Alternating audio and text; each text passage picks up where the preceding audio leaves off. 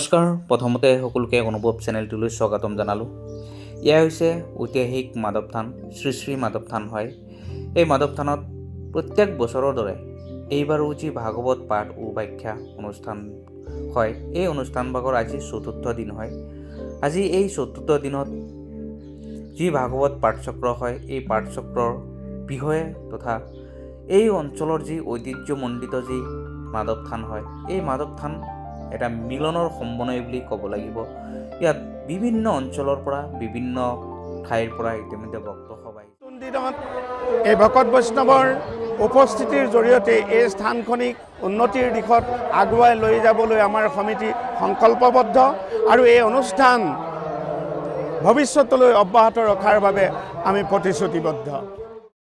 এয়া হৈছে ঐতিহাসিক যি মাধৱ থান। এই মাধৱ থানৰ সম্পূৰ্ণ দিশসমূহ আজি আপোনালোকক দেখুৱাম এই ভিডিঅ'ৰ জৰিয়তে।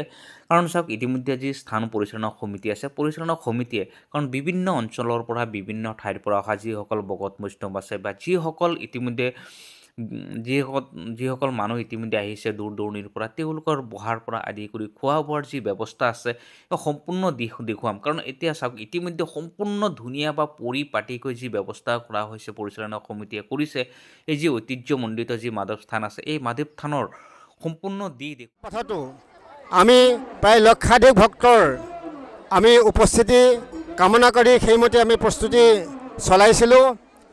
তাৰ এই দ্বাদশ ভাগৱত পাঠৰ আজি ৪ৰ্থ দিন।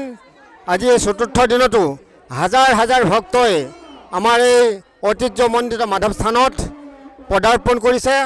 সকলো ভক্তপ্ৰাণ ৰাইজলৈ আমাৰ সমিতিৰ অভ্যৰ্থনা সমিতি তথা মূল সমিতিৰ তৰফৰ পৰা আমি সশ্ৰদ্ধ নিবেদন তথা সেৱা